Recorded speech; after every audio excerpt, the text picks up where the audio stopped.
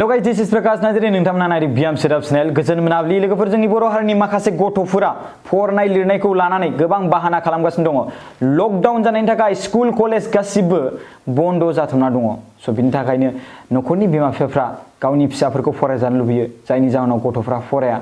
school college बन्द जोब class गैथ'आ होननानै बाहाना खालामनानै फराया स' आं बिथांमोनखौ बुङो भिडिअखौ नाय आं बे बाथ्राखौ बुंनो सानदों भिडिअखौ नाय जोबजासिम आं मा बाथ्रा बुङो फरायनाय लिरनाया जोबनो थाङा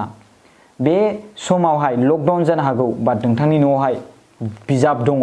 जायनि जाहोनाव नोंथाङा माखासे नलेज आरजिनो लानो हागोन फरायनाया डिग्री सार्टिफिकेट लानायनि बाथ्रा नङा फरायनाया नलेज आरजिनाय नों बै बे मेट्रिकसिम जेब्ला एग्जाम होदोंमोन बे समाव नोंथाङा मा सोलोंखो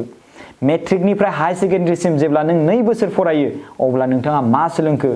हाई सेकेन्डारिनिफ्राय जेब्ला डिग्रीआव हाबदों 3 बोसोरनि थाखाय अब्ला नोंथाङा बे 3 बोसोराव मा सोलोंखो नैबेसे कुइसन ओंखारो जे नोंथाङा बेसेबां पार्सेन्टेज मोनखो बे आंनि थाखाय आंनि ओपिनियनाव आंनि साननाय मथे बे माब्लाबो जाया नोंथाङा मा सोलोंखो बे डिग्री 3 इयार्सआव बेसो मोनसे कुइसन सोंथि ओंखारो पार्सेन्टेजखौ सोरबा मानसिया लागायनानैबो होनो हायो बाट नोंथांनि नैबे दिमागाव थानाय नलेजखौ रावबो लागायना होनो हाया नोंथाङा जेब्ला गोसो होआ स' बिनि थाखायनो आं बुङो बे समा गोबां गोनांथार नोंथांनि फरायनायनि थाखाय नलेज आरजिनायनि थाखाय नोंनि बिमा-बिफाया गाज्रि बाथ्राखौ बुङा आं बेखौनो बुङो गले फरायनाया गोबां इम्पोर्टेन्ट आरो फरायनाया माब्लाबाबो जोबनो थाङा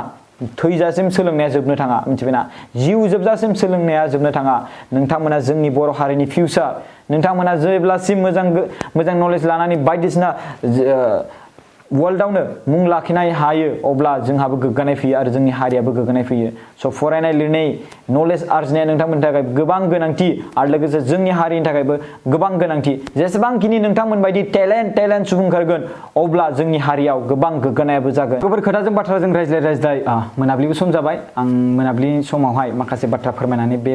बे दिनैनि भिडिअखौ फोजोबनो सानबाय दिनै दालाइ लामानि जोनोम सान नोंथांमोना मिथिगोना मिथिया आं बेखौ मिथिया बाट आं नोंथांमोननि सिगाङाव फोरमायनो सानबाय आं मिथिनानै दिनै दालाइ लामाया 85 बोसोर बैसोनि जाबाय बिथांखौ बयबो विश खालामदों नोंथांमोना दालाइ लामाखौ मिथिगोना मिथिया दालाइ लामाखौ जुदि मिथिया अब्ला गुगोलाव थांनानै सार्च खालामबानो नोंथांमोना मिथिनो मोनगोन जोंनि बियाम Certificateलनिफ्राय बिथांखौ जों विश खालामो गोबाव समसिम आरो बिथाङा थांनानै थाबावथों आरो बेखौनो गोसो गोरबोनिफ्राय हामलायनाय थायो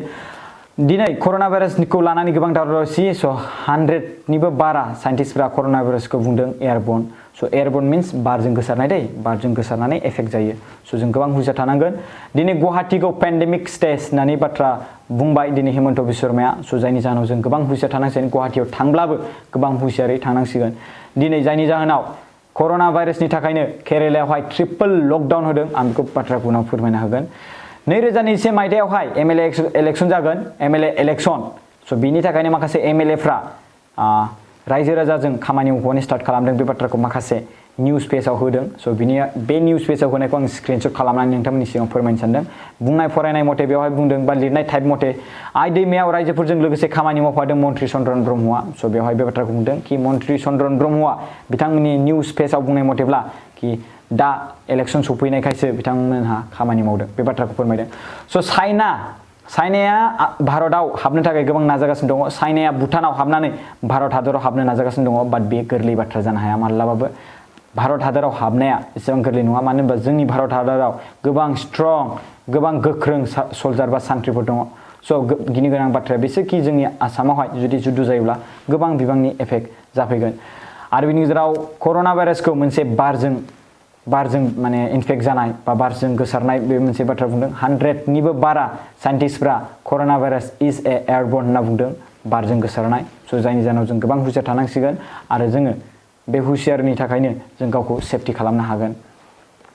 लोगोसे बेयावहाय माखासे बे कर'ना भाइरासजों साग्लोबसार जानायावहाय माखासे स्टेटफोरखौ बेवहाय बबे मोनसे स्टेटआवहाय गोबां मोजां ट्रिट खालामनाय जादों बा खम मोजां माने खामानि मावनानै माखासे बिथिंनिफ्राय किउर मोनदों रिकभार बांसिन मोनदों बेनो जाबाय चन्डीगढ़ नाम्बार 1 लिस्टआव थादों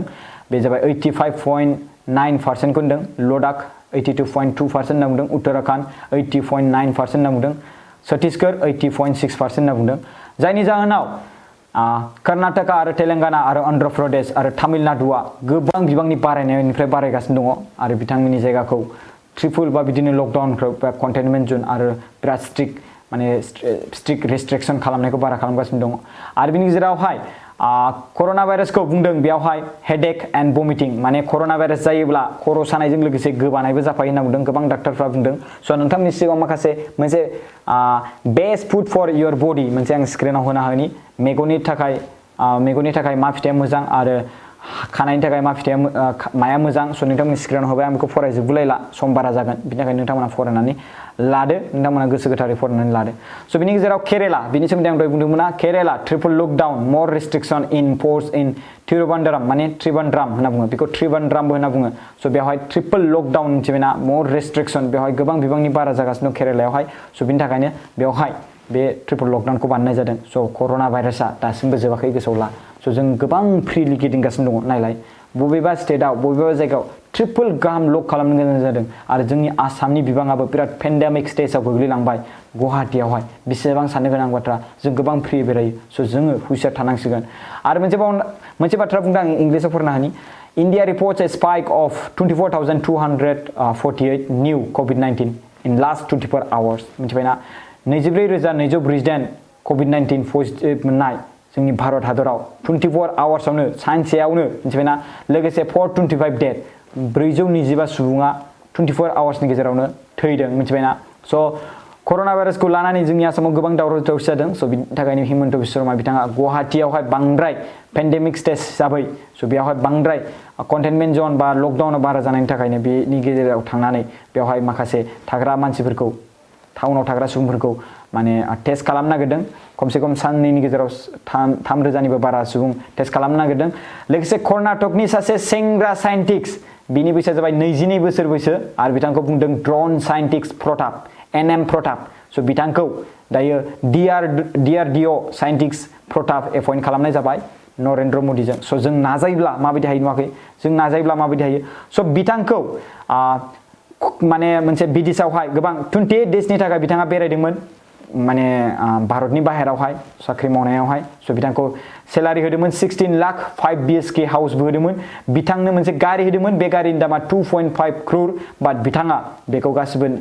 डिक्लाइन खालामजोब्बाय बेखौ लायालासिनो दिनै बिथाङा मोनसे गोग्गानाय मोनसे डिसिजन लाबाय दिनै भारत हादरावनो थाबाय बिथाङा ड्रन साइन्टिस्ट प्रताप होनना बुङो एनएम प्रताप बिथांनि सोमोन्दै नोंथांमोना जुदि मोन्थिनो लुबैदोंब्ला